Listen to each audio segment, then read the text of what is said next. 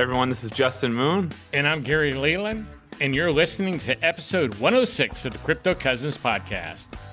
Feed your interest in Bitcoin and cryptocurrencies by joining Hall of Fame podcaster Gary Leland on the Crypto Cousins podcast. And remember, we are all cousins in the world of crypto.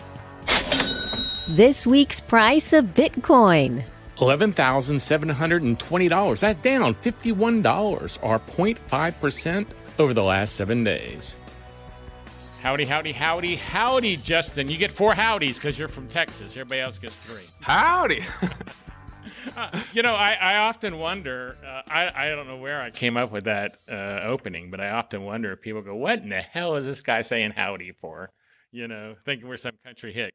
I'm still getting used to the howdies and the y'alls down here in Texas as a non-native Texan, but it's growing on me. Where are you from? I'm from Minnesota. Okay. Great state of Minnesota. It's kind of a little bit colder there, though, isn't it? Yeah. That's that's one of my favorite things about Texas is that we don't have winters here. I'm very sick of winter. But yeah, the Minneapolis and Austin are pretty similar in a lot of ways. A lot of businesses, a lot of kind of some hippies. A nice mix of different points of view, a lot of music. So it feels like home. It's still very similar to where I grew up. Well, y'all have a nice, I would say, I don't know if community or happening or what would be the correct term, but during South by Southwest, it's starting to get a lot of Bitcoin stuff happening down there, from what I understand. And I was going to go this year, and I had to go to another conference, so I definitely want to go next year, but I'm correct on that, right? There's a lot of Bitcoin stuff starting to happen down there during South by Southwest. Yeah, there's a lot of. We have a strong group of really committed Bitcoiners here. I think it's partially due to kind of Texas's sort of culture of freedom. Texas is a freedom-loving place, and Bitcoiners are freedom-loving people. So many people are moving here, and it's also nice. You have zero state income taxes. So if you're kind of sitting on a bunch of Bitcoins and you're planning to sell someday, some of them, it's a good place to be when that sale occurs because you can avoid your state income taxes if you're coming from New York or California where they're 12-13%. So I think that's a big reason why a lot of people come here. Yeah, and, when I moved out here in '79. From South Carolina, where the taxes, I don't know what they are now, but they weren't that high then. I guess nobody's probably was that high then. I remember I moved here and there was no state income tax, and I said, oh my gosh, I think I'm going to live here forever. And I didn't know that I seriously was going to live here forever. I just said that to somebody because I thought that was so cool because I got a big raise, it seemed like, all of a sudden. Yeah. No, so I think that's a big part of it. And, Austin's a little different than all the other cities in Texas. It's a little bit of a cultural melting pot, people from all over the place. It doesn't feel like Texas a lot of the times, but, you have that, you're surrounded by it, which I think is nice. Yeah, so we have a lot of, Jimmy Song lives here, Brian Bishop, core contributor, Bitstein, Pierre Richard's moving here. Oh, I didn't know Pierre was moving there. Yeah, he's coming back. Him and Bitstein met at University of Texas, and then Pierre moved to New York. Now he's coming back to raise his family. And so there's a number of, I think Willow Byrne, he's one of the more well-known Lightning developers. Last I talked to him, he was moving here in a month or two. He made the Joule Lightning extension and a couple other things. So a number of people like this, and many of them have just been here for a year or two. So hopefully it keeps going. I run the meetup here, the Bitcoin Developer Meetup. So we try to, meet about once a month. And it started really small, 3 or 4 people the first couple times, but now we're getting up to 30 people, 40 people every time. So we have a really nice core group of people here, and it's nice. It's always kind of, on Twitter, sometimes there's these discussions about whether you know other people in your normal life that are interested in Bitcoin, and oftentimes the poll results will be no, I've never met anybody. And I think that's why so many people get on Twitter and get so engaged, is it's the only place in their life where they can find people who share some of these motivations, some of these sort of philosophical inspirations. And so I think a meetup can be really nice to actually meet these people, or go to a conference like BitBlock Boom. It just sort of kind of reinforces that you're not crazy, because I think sometimes when you're hodling these coins and, if you look at yourself objectively, it seems a little absurd. So if you can meet some other people well, they're not weird, so then maybe I'm not as weird as I was fearing. I think it's a really good thing. So the meetup, and then we do like some, we'll get together and have like steak barbecue type thing every once in a while with a group of people. So it's really nice to have that community. I wish I lived down there now for that, because around here, and I understand what you're saying about wanting to be around like people and carry on the conversation and how nice that is. But the groups I go to here are much smaller and they don't do anything. Maybe there's a Friday happy hour at a bar during the middle of the day in Dallas. So I got to drive 40 minutes to go to a bar for 2 drinks in the middle of the day and come back, kind of thing.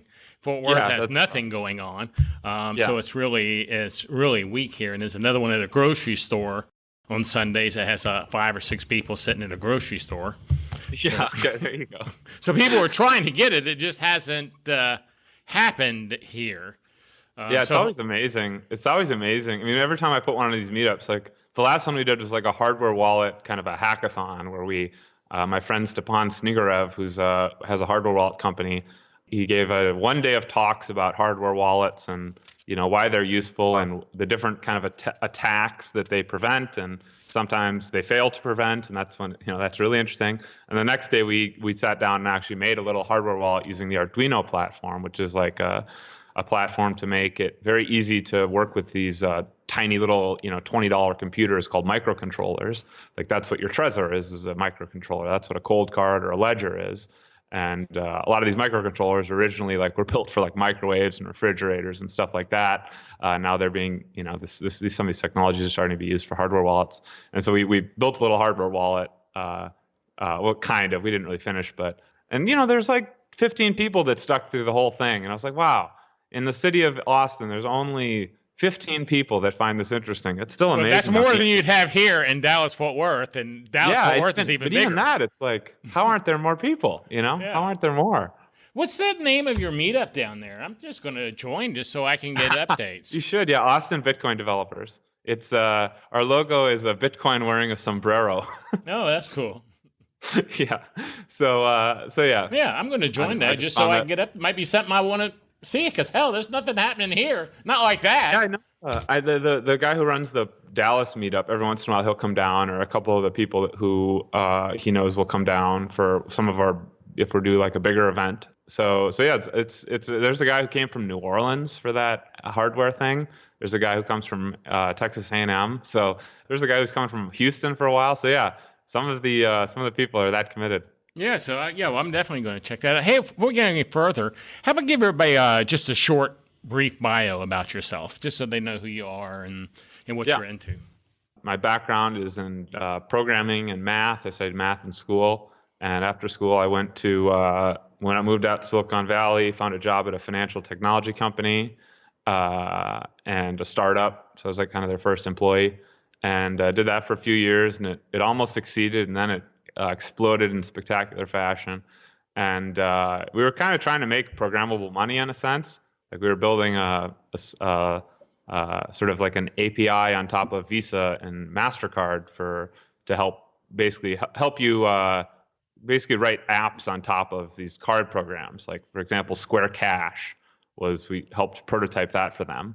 And this is the Square Cash debit card, right? So when you're using a Square Cash debit card, you want to spend from your Square Cash balance, not necessarily the balance that is on the card, the sort of like the issuing bank has for that. Like the balance of record is in Square's database, not in the bank's database. So that requires the ability to sort of program this card to authorize transactions in sort of a novel way.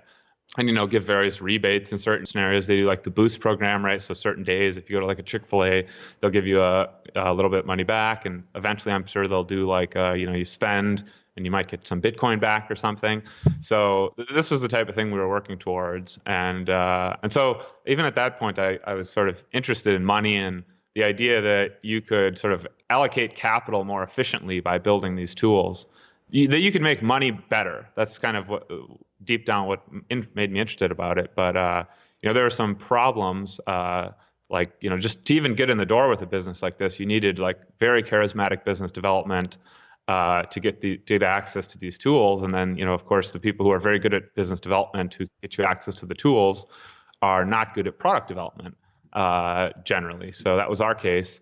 And so I realized the huge costs involved in entrepreneurship in a permission system like Visa or MasterCard or payment networks in general. And so when I finally understood Bitcoin, like maybe a year and a half ago, or started to understand it, that was a really compelling thing about it. It's like, wow, there's no, you don't have to go and do a bunch of business development to get in the door. You just have to start writing code or hire a developer, and they can just immediately start plugging into the network. You don't have to ask for permission. You just have to follow a protocol. You have to follow a set of rules in how you interact with the network, and you're up and running. And to me, that was really, really compelling. Just having seen the costs of building on permission systems in the past. And so that's sort of how what I previously did relates to this, to my work in Bitcoin. And so, yeah, then about 9 months ago or so, or about a year ago, I started learning. I took Jimmy Song's class, started doing some Bitcoin programming. And after a couple of months, I was sort of frustrated by the lack of like educational resources. And I'd never taught anything in my life, but I was like, screw it, I'm just going to make a little class. I made a free class called BUIDL Bootcamp. And eventually, after a couple months, it became something that could support like an income producing thing. And so I've been doing that for like about 9 months or so. And so I think I've trained like 130 people, maybe 140, something like that, just on how the Bitcoin protocol works, how Bitcoin is designed. We're starting to do a lot more on Bitcoin wallets, like hardware wallets or software wallets, how to move Bitcoin, how to sign transactions, all that stuff, how to secure private keys, this sort of thing, how to do multi-sig, these sorts of ideas. And also a lot of stuff on like the peer-to-peer network and how to work with like a network protocol. So you learn a lot about like how the internet works, for example. So that's one of the fun things about teaching Bitcoin is that there's all these adjacent ideas that you can sort of mine for compelling educational content, educational experiences. So that's what I've been doing and for a few months, and now I'm starting to work on a couple other kind of related projects. But that's sort of the primary thing. And yeah, that's my background. So basically, you're a coder now, I guess we could say. Yeah, I've been a coder for like 5 years. So when I was in school, I was going to drop out. I dropped out of high school, then I went to college. Almost dropped out of college because it's just so boring. That's part of the reason I like this education stuff. Is I just hated school all my life. So I have sort of like a deep intrinsic motivation to try to do it better. Just because I think of how much better off I'd be if I had encountered even like one or two good educational experiences. Well, you're kind of putting that together now. That we got Moon University, we have BUIDL Bootcamp, you have Bitcoin Reading Group, and you got a meetup group. I mean, so that's kind of what that's been sort of it just sort of happened. It's just that there's these two things I'm both very passionate about education. Like if I weren't in Bitcoin, maybe I'd work at like I thought about joining Lambda School. It's like an interesting programming boot camp. As like I was thinking about that like a year and a half ago. Or something like that to just like help find better educational paths forward. Because for me, it was just always like a slog to get to like that. I had a tweet about this a while ago. Like I don't think I've ever been paid to do anything I learned in school, which is shocking. Like, I haven't. Think of all the time. I haven't gotten paid one penny for anything I've ever. Isn't that true? It's like that is deeply concerning. But I do have to admit, though, I do talk to people sometimes that are younger, because the schooling I got at the age of when I was younger compared to the schooling people get now, I am confused on the lack of certain basic subjects that they have information on just to carry on a conversation. Yeah, well, and I mean, you think about it, like how many like 16 years you spend in school, like K through 12 and then college. It's just amazing that over 16 years you can't learn one marketable skill, whereas I guess if you're a nurse or an attorney or something, you do. But neither one of those. I mean, I guess nursing sometimes you can get. I'm not sure how nursing works, but like, yeah, I guess after college you can. Well, you go in nursing. My daughter's a nurse. She went to 2 years. Attorney, for attorney, you still need 2 more years of school. Like even after 16 years, you're not ready to be an attorney. It's like what the hell? That's true. And like you'd read it in the past, like. Many of the great robber barons and stuff like that, they started working when they were 16, and they managed to create this unbelievable wealth for not only themselves but for society, and they just learned so much of it on the job. So I think a lot of it, there's, I think there's too much of an emphasis on school. So a lot of the trick is just how can you learn enough to get like employment or provide some good or service where you can learn producing that, which is where you really learn, by actually serving customers and delivering something of value to other people. Right, actually working more. Yeah. I think sometimes that we need to go back to apprenticeships, where you actually, and maybe instead of some people going to college, they actually start on-job training, if that makes any sense. Yeah, no, that's the one tough thing though, is that a great thing about our society and economy now is that you have so much kind of like this lateral mobility. You can switch from job to job and you're not really locked in. You have all this optionality. But then the bad thing is that, all the companies realize it, so they're reluctant to train you. So because you're going to leave. Yeah, you're going to leave. So that's one big problem with it. With it today, it's just the apprenticeship is tough because there's no guarantee on the back end that you're going to stick around for a career like there used to be. Yep. So I definitely agree in the abstract. Like that's a better way to learn. I think there's that's why kind of like startups or doing your own little small business of various sorts can be quite interesting, because with these things where it sort of moves faster, like a startup. It's like I feel like that startup I did, maybe the first 6 months I got a few years worth of training, and then even if I stuck around 2 years, like they get a payoff for it. So that can be a really interesting option for young people, because the company it's still worth betting on somebody even if they're only going to stick around like 4 years is usually your options or stock vests over 4 years.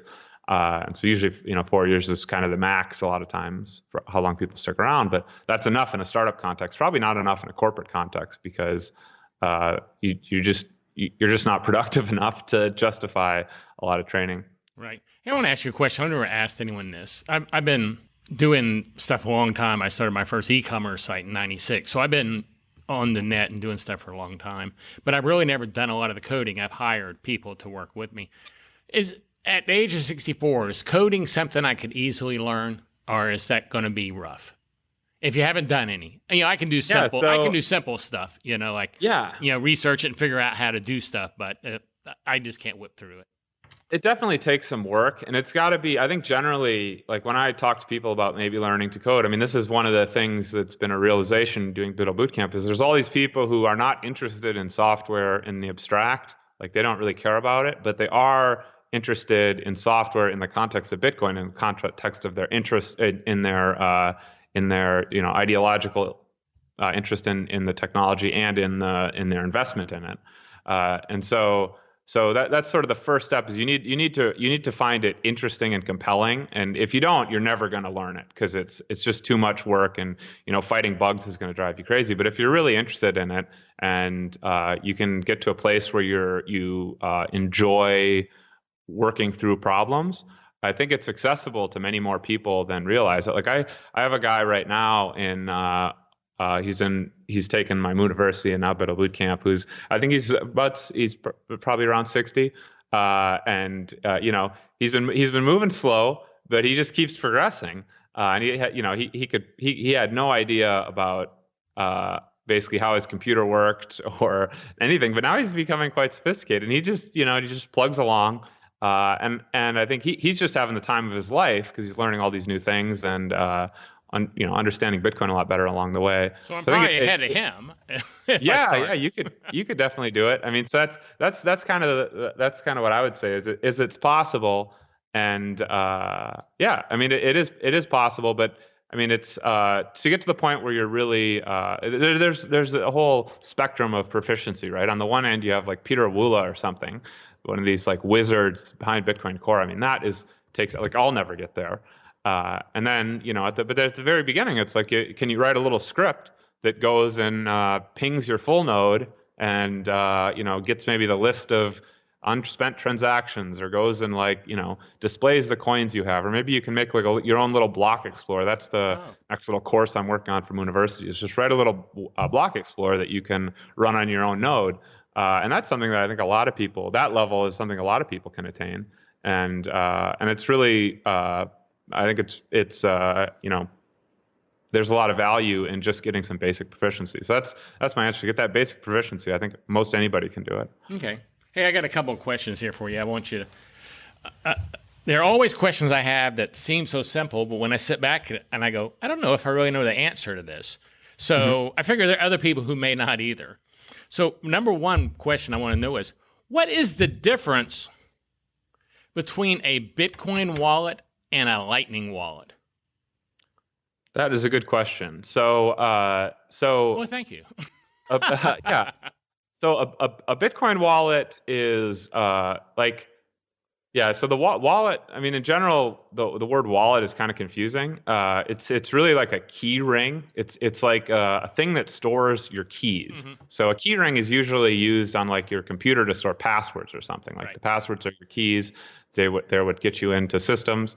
And so your key ring is like something that can store these passwords, and maybe you have one password to access your key ring and it stores the passwords for many other things. So I think, Macs, I bet Windows has something like this. I know Linux has something like this. And that's basically what your Bitcoin wallet is it's one thing that stores, instead of passwords, it stores your Bitcoin private keys.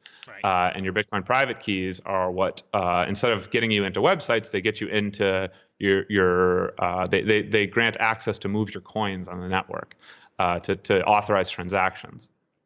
And so that's the primary function of a Bitcoin wallet. Like historically, you'd generate a bunch of private keys separately, and then each coin would correspond to a different private key, and they weren't related at all. And then a couple years ago, we had this invention called HD wallets, where you would create one key, and you'd use that one key. There's just sort of like this algorithm to use that one key to derive child keys. So you'd have like this one master key, and then you could have many, many keys associated with it. And that's called like hierarchical deterministic. Hierarchical deterministic, yeah. So hierarchical means it's like a hierarchy.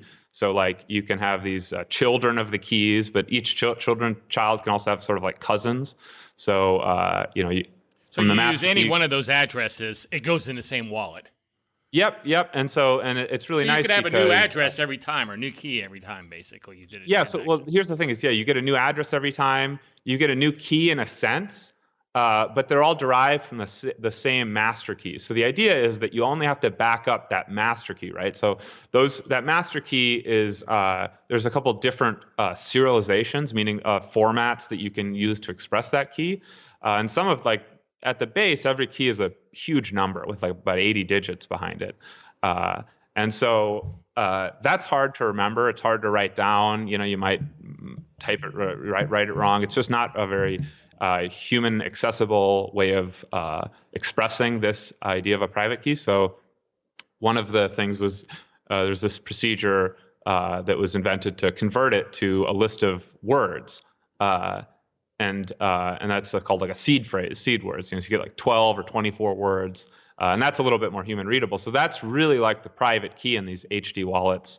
That's like really the thing you need to protect. And the idea is that you can get this list of words, which is a lot more ergonomic than you can memorize 24 words. You can memorize it. You can write it down. You can put it in like 10 places, or a few places. You can put it on this like Cryptosteel so it can survive a fire.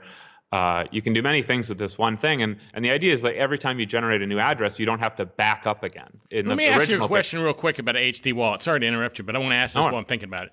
If I use an HD wallet, I know that people can look through the blockchain, and if I've put my wallet address on a Twitter post and said, hey, send me some Bitcoin, here's my Twitter address, they can look and follow and see all the Bitcoin that has ever been sent to that address, and now they know that's my address because I put it on Twitter. Yep. I told everybody. Now, so I use another address in my HD wallet, and I just have Bitcoin sent to it. Is it like linked up enough that people would know that's going into the same wallet as the other address I sent? Or is anything sent to that address, the new one, they go, well, I know 10 Bitcoin went there, but I don't know whose wallet that is. Or do you go, oh, 10 Bitcoin went to this address, and this address is part of the same wallet as Gary Leland's wallet? Nope. If you're only ever giving out addresses, there's no way to link them, and that was some of the engineering work that went into this BIP32. Is they made it, the algorithm that does it makes it so if you see 3 different addresses, you have no idea if they're coming from the same wallet or not. But there are some cases where you can screw that up if you give out one of the sort of like the master public keys called like an XPub. Sometimes if you have like a BTC Pay server, you'll upload that to BTC Pay server, and BTC Pay will use that to derive all your addresses. So if somehow that leaked out, if someone got access to that, then they could go and derive all those addresses. Because that's like it's the parent public key, and it can be used to derive a whole tree of addresses below it. Okay. So if someone gets a handle on that, they can see all the addresses that are below it. And so, if you're using a self-hosted service like BTC Pay, it's probably not a problem because since you host it yourself, it's pretty unlikely that someone will get in there and take it. But it's not impossible. Like it could happen. But if you're using a hosted or like a kind of a proprietary service, that trusted service with a third party, you're trusting that they don't misplace that XPub, that master private public key, and that gets a lot more iffy because it's some of these companies are big honeypots. A hacker knows that if they get into that one service, they can get hundreds or thousands of maybe even millions of XPubs in the case of like maybe blockchain.info. So the chances of that leaking out are higher if you use a trusted service, because who's going to want to hack just like your little BTC Pay server? There's not much to gain from it, and so it's a lot of work for a little payback. Yeah, so that's the idea. Is you just don't want to give out any of the public keys, and you shouldn't in most cases. But if some trusted services might ask you for it. So that's the kind of the beauty of something like BTC Pay, is that it sort of helps you get around that problem where you put out an address and 10,000 people. Well, 10,000 would be a great problem to have, but 10 different people send money to it, and it's clearly all coming to the same person. So BTC Pay, it'll every time somebody goes there, like, I know Noted podcast, those guys have, I was just looking at their Satoshi Nakamoto Institute dinner, I was looking at their website, and they have a little BTC Pay server set up. So, if you say, I want to donate, it'll pop up with a new address every time. So that's kind of a better way to accept donations because you'll get a new address every time. But it doesn't really work in the case of, it doesn't work quite as well in the case of like you just want to put up one piece of text that people can copy. You have to actually go click the link, go in, hit, I'll donate $10 or something, and then it'll sort of give you an invoice to pay. Right. So let's get back to our original question. Yeah, now let's go to the Lightning wallet next. Yeah, so that's the idea of a Bitcoin wallet. And besides protecting your keys, because obviously to just protect your private key, like, you could just write it down, and the number even, you could write it down. And in a sense, that's kind of a wallet. It's where you're storing the keys. But in another sense, it's not a wallet because you don't really have a way to prepare and sign Bitcoin transactions to use that number to do the cryptographic operation that authorizes the movement of coins, which is called digital signature. And so that requires some software. You need to, it involves multiplying the very large numbers many times, and obviously you don't want to do that by hand. You need sort of a computer, and so that's the other thing a wallet does, is it manipulates this private key together with the unspent transaction outputs that you want to spend, and with the new outputs that you want to create. Who the coins should go to, and it prepares and signs this transaction. So that's sort of the other responsibility of a wallet. And so that's sort of why you need some software in the picture. And this gets a little scary because the more you learn about computers, the more you realize all the different ways that can be compromised. And so when you're dealing with private keys and wallets, you want to have a setup where you can eliminate as many of these attacks as possible. And that's why people like hardware wallets, because it's like the simplest possible computer that can do these two things, right? Store a private key and sign transactions. But it can't do all kinds of other things that computers can do. You can't play a video game on it. You can't connect to the internet. And so all these different ways that someone can hack your desktop computer, can get malware on your desktop computer, it's much harder to do that on these really simple hardware wallet devices. So that's kind of the other thing, the other consideration there. And so the difference between so that's kind of like a Bitcoin wallet. And so the difference between a Bitcoin wallet and a Lightning wallet is, in general, a Lightning wallet can do everything that a Bitcoin wallet can, because in order to to create a Lightning channel, you have to go and you have to have a private key, which is why always the first step in using a Lightning wallet is they give you these seed words. You tell you, hey, write these down. If you use Eclair, if you use Lightning D, LND, or Lightning, C Lightning, that's always the first step. Create your seed even words. non-Lightning wallets will do that, though. Like exactly. But Jaxx my does point that, is, and they've been doing that for 2 years. Yeah, my point is it's the same thing in both sides. So Lightning is like a superset. It does everything that a Bitcoin wallet does in general. I mean, there are little differences, but in general, it does everything that a Bitcoin wallet does. And then it creates this transaction once you have it. Once you generate the seed words, then you need to get some money on here in order to create a Lightning channel, right? You need some Bitcoin in order to create a Lightning channel. So it'll use these seed words to generate an address, and you can send, some coins from your wherever you store them but you can buy them on exchange or from your hardware wallet or something, and you send them to the address that your Lightning wallet generates. So again, this is basically just still a Bitcoin wallet doing nothing special. And then in order to create a Lightning channel, what that involves is you have to create a multi-signature output. You have to create a transaction that does a 2 of 2 multi-signature between you and your channel counterparty. I don't know exactly what the right term for that is, but the other channel participant. And then you prepare that transaction. You sign it with your private key. They sign it with their private key, and then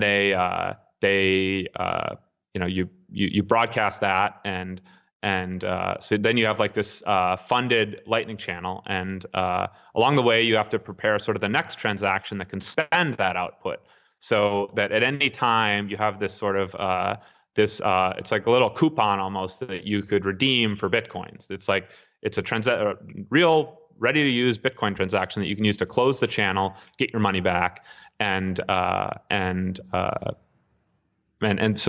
at this point, it's still basically a Bitcoin wallet. Just it does a funky. It sounds like you have more work to do. Yeah, it's just a funky type of transaction, but it's still here. There's really nothing new. But then some of the other responsibilities a Lightning wallet has is that, let's say you do a number of these updates to the channel. That means you sort of these little coupons that each side has. You tweak how many Satoshis each party gets if they were to broadcast this transaction. That's what channel updates are. You just say, okay, well, if it was me and you, and at the beginning I would get 2 coins. My coupon would be 2 coins. Your coupon would be 1 coin. And then if we switch it, so your coupon is 2 coins, my coupon is 1 coin. That's a channel update. And so that's what you do is you do a procedure to invalidate the prior coupons and create a new one with these updated channel balances. And so the new tricky thing that a Lightning wallet has to do is it has to watch to see if you, Gary, tries to spend any the first coupon if we're on the 10th coupon, and because that would be cheating. You're only supposed to spend the last one, and so the Lightning wallet has to watch for that. And if it sees that you're trying to cheat me, there is a way to basically steal all your money from you if you cheat. And so that's the big responsibility a Lightning wallet has. Yeah, it's a penalty. The Lightning wallet. It's the Lightning wallet's responsibility to enforce a penalty on the channel counterparty. Counterparty is not really the right word, but the other side of the channel if they try to cheat you. And everyone knows that there's this is one of the things. If you cheat, you get punished. That's the whole point of. That's why the Lightning Network works. Is there's this punishment mechanism to disincentivize dishonest behavior. So let me take this a little step further here. What is the difference between a Lightning wallet and a Lightning node then, like a Nodl or a Open Node or something? Another great question. So, because it sounds like the same thing to me. I've got to open a channel. Because I have a node here, and I have to open the channel, and I've got it running. Now I'm starting to open channels with people, and I've got some Bitcoin I put on there. Yep. And I have my words. I mean, I don't see anything you said that didn't apply to my node. Yeah, so this gets a little bit into like language being fuzzy, but like, so you can have these so-called lightning wallets, like Blue Wallet is an example, where you're given a private key, and the private key is stored on your mobile phone, and you can open channels, but the question is like, where do you get the information for, like, when you're watching for a new update to the channel, when you're watching to see whether the other guys cheated you, that's the particularly interesting one. Where do you get that information from? And this is like on-chain Bitcoin blockchain information. Where do you get the information from that like a new block has been mined, and you can look through there to see if your channel counterparty has attempted to cheat you. That's where a node comes in. The node, like in the extreme case, the node actually has on that same computer has a full Bitcoin the Bitcoin Bitcoin cores node running on it, and so you sort of like you keep track of all that information yourself, and so you don't have to trust some other person to honestly tell you that the blockchain has changed and that you need to check to see if you've been cheated. So that would be like a Lightning node. It would have its full blockchain itself, and it would go and always go and check with the whole network to see if anybody has a better blockchain, and so it's sort of like doing all the bookkeeping itself. But on something like Blue Wallet, I think they're actually maybe it's changed, but like in the beginning, some of these custodial Lightning services, they'll just go and ping their own server. So it's like a Lightning wallet, but it's not a node because it doesn't keep track of the blockchain itself.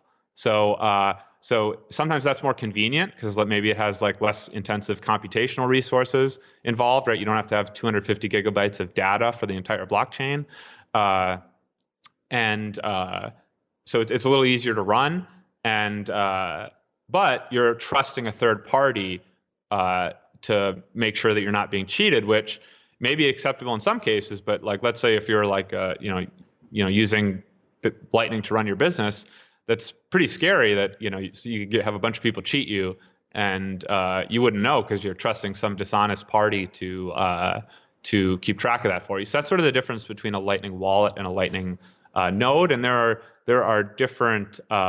It's about where you get the blockchain information from, the Bitcoin information from. And there are intermediate levels in between where you're not using, like, for example, there's a way to run Bitcoin where you scan the whole, you start from the Genesis block and you calculate all the balances, the UTXOs, all the way to the present, but you don't store all of the raw information of the blocks and everything. Maybe you just store the last 500 blocks, and that's called a pruned node. And so that still takes a lot of work in a couple days to do that analysis, going through everything, calculating all the balances.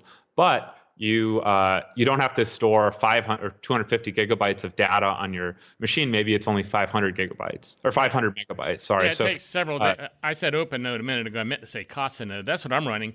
And if I did a reboot on that, it takes like several days to build it again. Yep, and so that's like a full archival node. It keeps everything, but there's this intermediate level where it's a prune node, where it starts from the beginning and calculates all the sort of the UTXOs, the balances, trustlessly, without in a trust minimized way, just going out to the network and seeing who has the best blockchain, and but it doesn't store it all. So the storage requirements on the hard drive are less, so you can run that on a mobile phone much easier. And then there's another layer that requires like a little more trust, called like SPV or Neutrino, and that one that's just like a little less trust involved. And I haven't researched Neutrino very much. I want to get into that, but I don't want to try to explain that too well. But it's just a way where you're not actually you're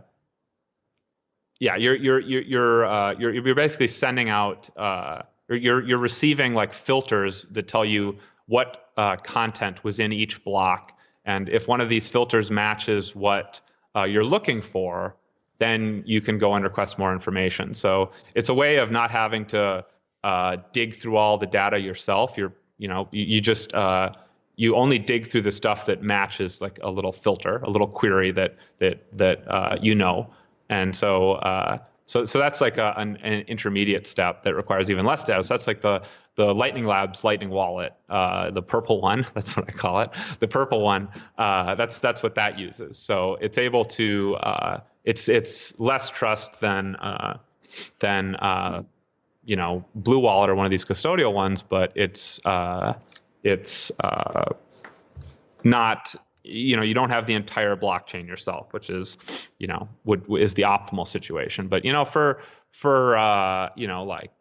it's certainly a lot less trust involved than like a Visa credit card, for example. Like I think sometimes, and it's a good thing, but sometimes we kind of get overboard trying to make it as trustless as possible. Whereas, and for many average people in their ordinary circumstances, I think, something like one of these Neutrino wallets is far less trust than they currently require in their financial transactions. But it's probably a good thing that we're so paranoid about trying to squeeze every last ounce of trust out of the system, because if it goes mainstream, there's going to be all these incentives to people are going to want the most convenient thing. So all this work to make it easy to trust very little is going to pay off.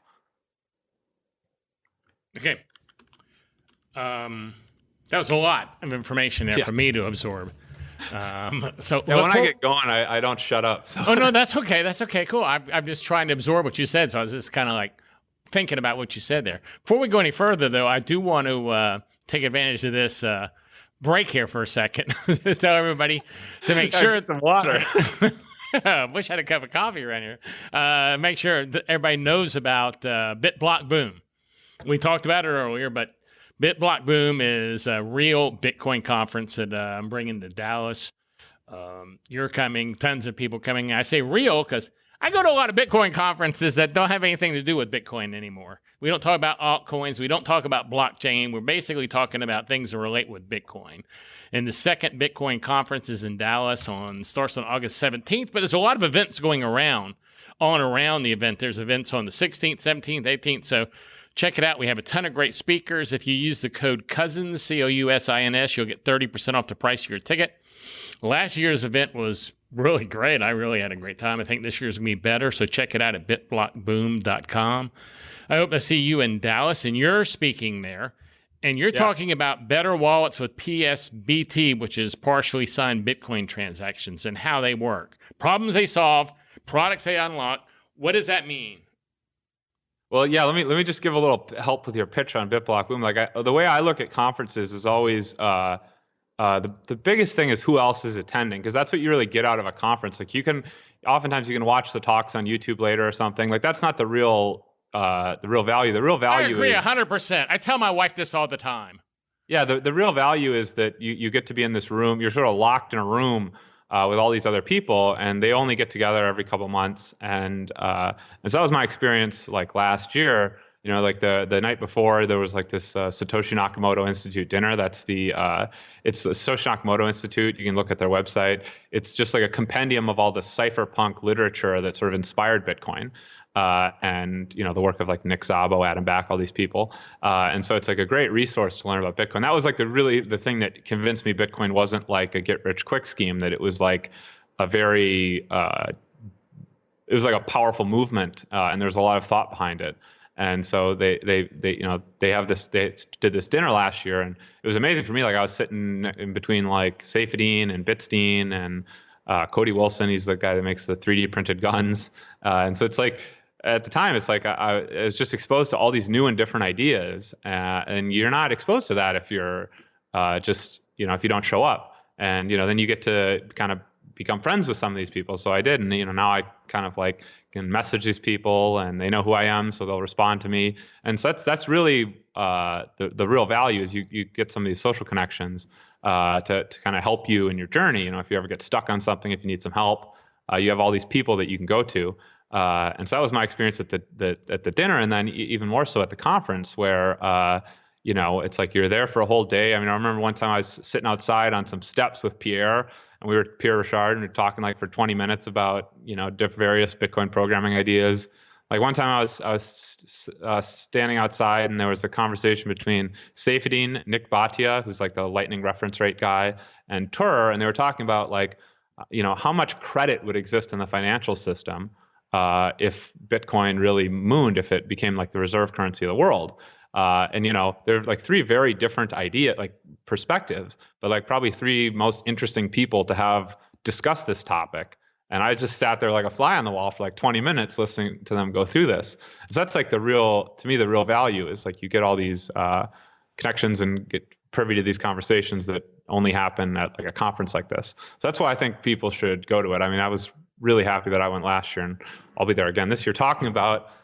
So it's still like a little up in the air exactly how I'm going to spin it, because like the topic I gave, the PSBT thing is really interesting, but it's like slightly technical. And the purpose of the BitBlock Boom conference is to, there's some technical ideas that we'll try to make more digestible. Like I know Mike Schmidt is talking about the Taproot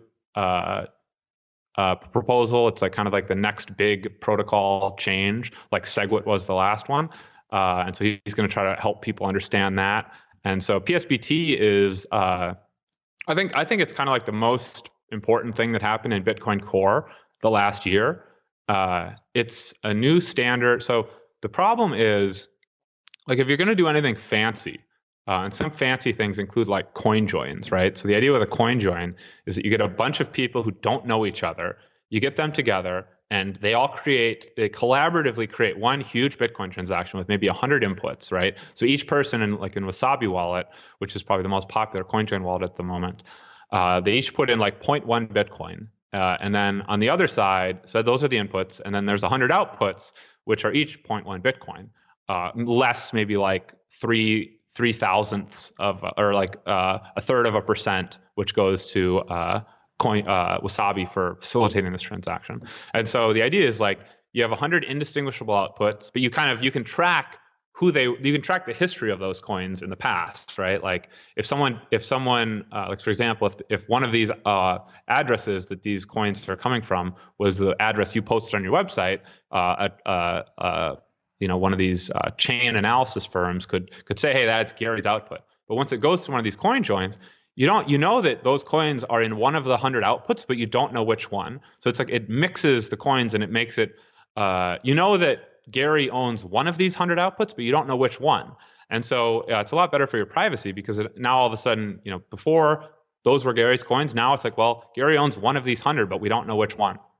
And of course, if you do it multiple times, the number can get bigger and bigger and bigger. So it becomes very difficult to say with certainty which coins are Gary's.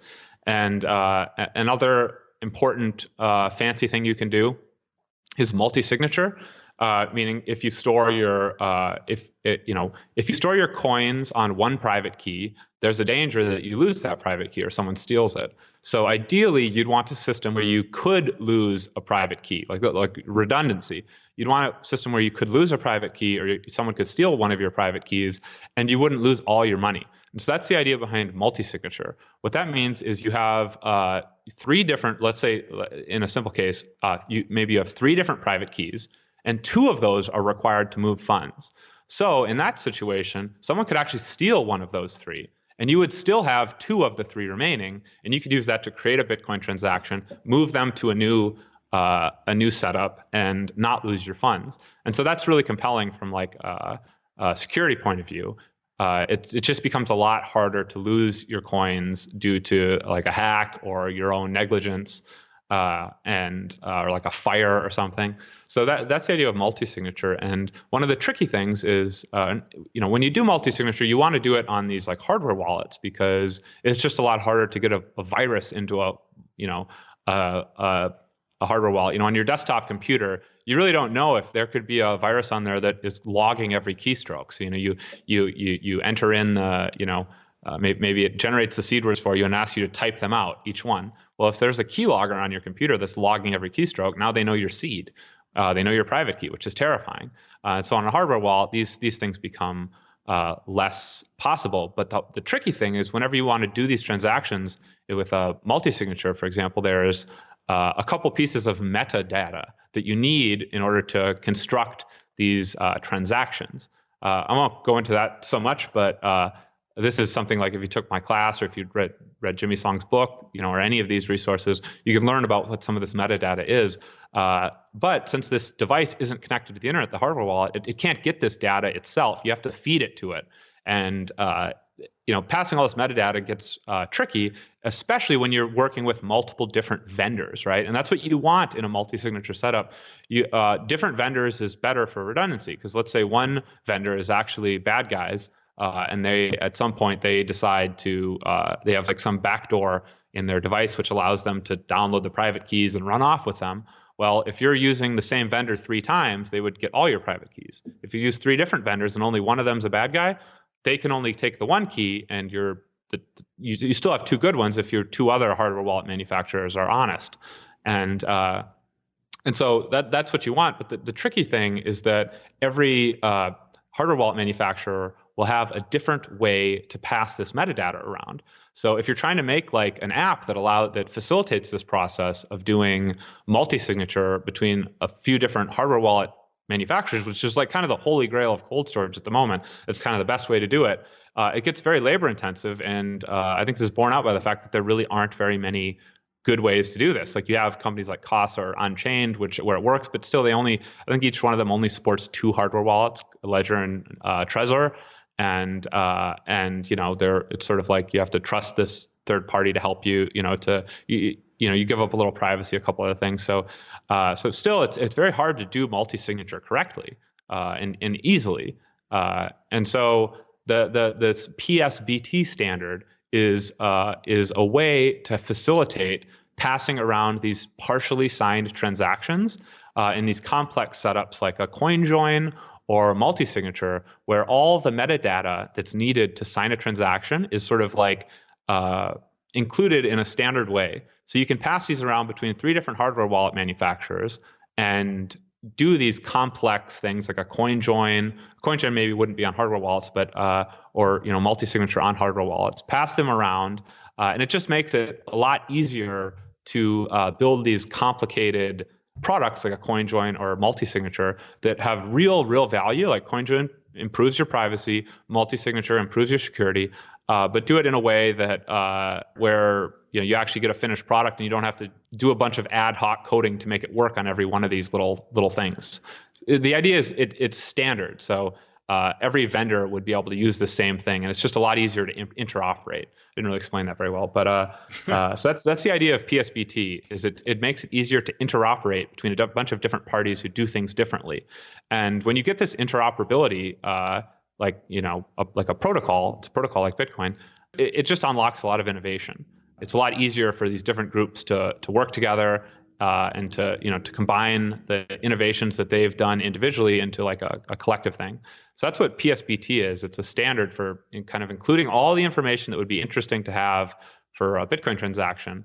And you can like send all these all over. Like for a CoinJoin, the idea is you create this PSBT. It has all the extra metadata you need to do the CoinJoin. You send it to everybody. They all sign it. You send it back, and the CoinJoin server would have the way to combine it into one transaction, and then you have a Bitcoin transaction. So likewise, with multi-signature, you could give every single party one of these PSBTs. They would go sign it, bring it back, combine it, and then broadcast it to the network. And this could work with, if you have 5 different hardware wallets made by different manufacturers, it's very easy to make this work. Whereas before PSBT, it was nearly impossible. So that's I think it's going to be a boon for things like CoinJoin and it already has. I think it's helped a lot with Wasabi. It's helping a lot with multi-sig between hardware wallets. And I think, these are the 2 things Bitcoin, like there's kind of 3 really big problems with Bitcoin. Like 1, not so great with privacy. CoinJoin is really helping with that. 2, it's still hard to do cold storage. Multi-signature is sort of the answer, and these hardware wallets really help. And so PSBT will help with that. And then the other thing is Bitcoin's not very fast, and Lightning can help with that, but that's kind of unrelated to PSBT. But the point is there's kind of these 3 big sort of places where we can improve Bitcoin, and PSBT helps address 2 of them. Good enough. I think you have that covered. So partially over my head. Yeah, a little bit. Yeah. So but I'm a big believer. If you just hear information enough, that sooner or later you just grasp it because of the amount of information You just hear. keep hammering it in there. Yeah. I mean, the 10,000 foot view is that, think of it this way. It's like, let's say you're trying to get a certain amount of information let's say you're working in some sort of a bureaucratic setting and you have different offices and you need to get a certain set of information from each office, maybe different companies, right? Like imagine a world where every company has their own set of forms and their own names for departments, and you got to call Cindy and she calls Bob, and they find, each one of these, they go and have their own special way of getting you this information, right? That is a nightmare because every different party you work with has their own way of doing things. But if you have like some sort of a standard form that you can give everybody and they know how to fill that out, they know how to get it back to you, you maybe use the same delivery, so you just use the post office or something, it's the same way of exchanging the information. If you have the standard communication format, it makes it much easier to do complex multi-party transactions. That's the promise of PSBT. It's like the standard way of getting these different parties who have their own ways of doing things to communicate and sort of collaborate to enable more complex transactions. This is one of the things that like Ethereum people like to insult Bitcoin about, is that you can't do any like smart contracting or complex transactions. But I think that's kind of false. I mean, the most used smart contract feature anywhere is multisig, and Bitcoin's pretty good at that. And it's getting better. Lightning is a smart contracting system.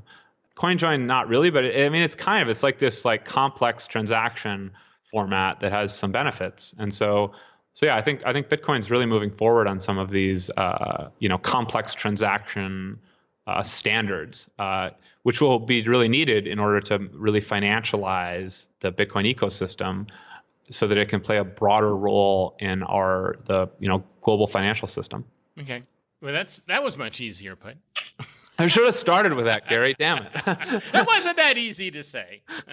Hey, we're running out of time. That's the fun thing of going on podcasts, though, is like, you find yourself saying things like, "Oh, I never thought of it that way." It's good. That'll help. I'll say that in my talk at BitBlock Boom. Well, I have a couple of closing questions for you. Do you listen to podcasts, first of all? I do. What are some of your favorite podcasts? So the Noted podcast was the one that really got me. Like, those guys were the ones that got me into Bitcoin. Their Satoshi Nakamoto Institute and their podcast. I like that one. I haven't listened to yours, but now that I've been on it and enjoyed it so much, I'm gonna start listening. You said 107 episodes? Yeah, I think so. Yeah, man, that's impressive. That's really good. I've listened to Marty Benson. I have another one I do every day. I'm at like 350 on that today. Jeez, that's insane. That's good for you. So those are like the three Noted: Marty Benz and Stefan Livera's, but all three of those are excellent podcasts. All three of those are good choices. I've done less podcast listening, and I'm trying to go deeper into the code at the moment. Start working with like Bitcoin Core and stuff. So I've gotten away from it a little bit in the past month or two. But yeah, so that's kind of the direction I'm going. What is your favorite mobile wallet? Honestly, I don't really use mobile wallets. Okay. Like my perspective on Bitcoin is, I have them all installed. Like Eclair, Lightning Wallet, the Lightning Labs wallet, I think are really great. But I've used each one of them for like two or three transactions. Do you use a desktop wallet? Yeah. What's your favorite? I usually use. I like Electrum's great. Wasabi's really nice. I've used Bitcoin Core some. That's one of the things I'm working on right now is I'm making what is basically going to be like a multi-signature wallet for hardware devices. So the idea is you could use like it would make you to very easily do like a 3 of 5 multi-sig between a Coldcard, a Ledger, a Trezor, Keep Key, Bitbox. When naming all of those, is there one of those you think is one of those you like more than the other? I think the Coldcard's the best one probably. It's just very focused. I think the motivations of the people who make it are really good. Rodolfo sent us some of those to give away at BitBlock Boom. Yep, Rodolfo, I think his motivations are what they should be. I think the other guy, Peter, is the same, and he's very technically savvy. And it's very focused. It's just like, hey, this wallet just does Bitcoin.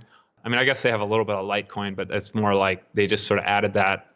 It's not really their thing. It's like, it's all Bitcoin. They were one of the first ones to adopt. He just sent me a bunch of them. I didn't even ask him. He just sent them and said, hey, here. Yeah, he did for me with that hackathon too. So they only do Bitcoin.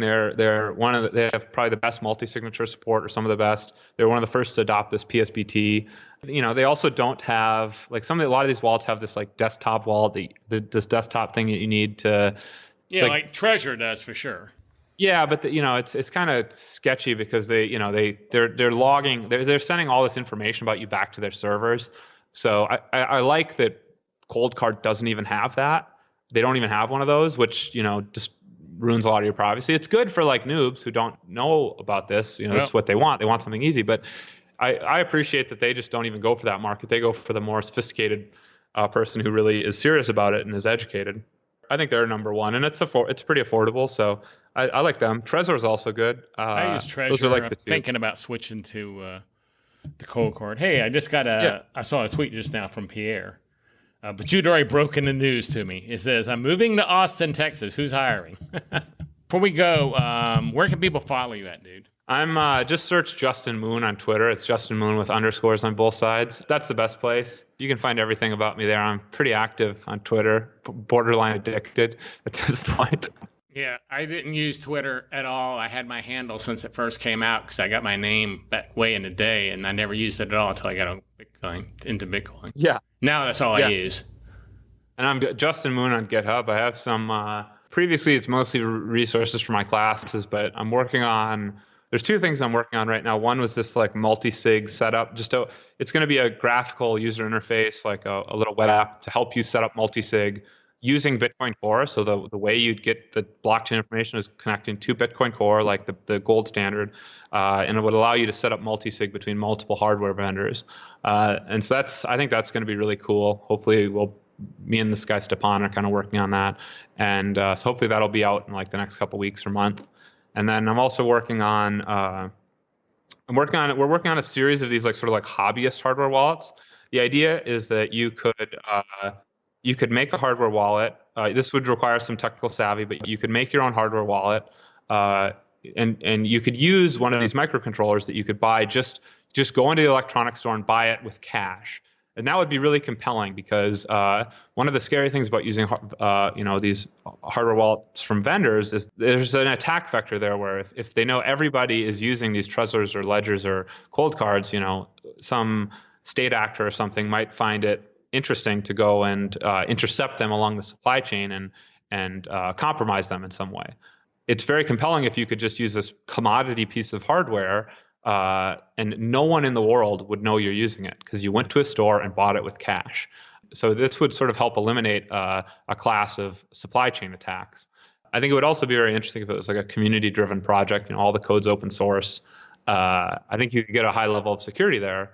And so my friend Stepan and I are working on a couple different like these open source hardware wallets that you could just buy off the shelf at a hardware store or a computer store. So that sounds really interesting. Yeah, I think it's going to be really cool. And the idea is you could also use them in combination with that's one of the really selling points is PSBT is like if my little hardware wallet supports PSBT and Trezor does, I instantly get interoperability between my wallet and Trezor. So I could do like 2 of 3 multi-sig with my little, one of them is going to be called BitBoy. It's going to look like a little bit like a Game Boy with BitBoy, with Trezor and Coldcard, for example. So it's just like more diversity of, this thing is going to be subject to different sorts of attacks than the others. Like it's not subject to a supply chain, but maybe the code isn't quite as audited as with Trezor, where you have this big group of employees that are looking at it. So that's what you want. You want like different threat models on each one of your devices. So I think using this. Do you know who the original BitBoy was? BitBoy, no. He's the person that designed the Bitcoin logo, the orange logo with the B. I don't know if you knew that. I didn't know that. Yeah. No. I learned a lot. I learned a lot from listening to podcasts. That's amazing. Yeah. The other ones, we're going to do another one called SatStick. It's going to be like a $10 or $15 hardware wallet. So that's going to be pretty cool. It's really cheap. You used to be able to buy the thing we're using for $5. Like I bought mine for $5, but they've raised the price. That would be really cool. A $5 hardware wallet. But that would be cool. Still get that. Well, I'm going to have to let you go, Jason. We usually do about half an hour, and we did like an hour 10. I appreciate you coming on the show, Jason. I really found this very interesting, even though some of it was over my head. Enough of it wasn't that I really enjoyed it. I also look forward to seeing you, the 17th? At BitBlock Boom. At the dinner, I guess I'll see you at the dinner first. Yeah. And I'm going to say thanks for coming, and I'm going to end it. Thanks for inviting me. I hope you enjoyed today's show. A big thank you to all the cousins out there that are showing their support by donating, subscribing, and leaving great reviews on iTunes. All of those things help more than you realize. Now, you can subscribe almost anywhere podcasts are available by going to cryptocousins.com/subscribe. Call me with your comments or questions at 747-777-9471, or you can email me at thecryptocousins@gmail.com. And I'll try to use these on future episodes. Please take a peek at the 4-Minute Crypto Show, which is produced every weekday and located at 4minutecrypto.com. It's the place to get your daily dose of crypto news, and it's always 4 minutes or less. And one last thing, please take a look at my new website, Crypto Crybaby. This website is for the true crypto fan and sells Bitcoin and crypto gear like t-shirts, caps, and so much more. Take a look at CryptoCrybaby.com today. Thanks again for listening. Love you guys. Thanks for listening to the Crypto Cousins podcast. Please share the show with your friends. They can subscribe by going to cryptocousins.com/subscribe. And if you want to know more about Gary, just go to GaryLeland.com.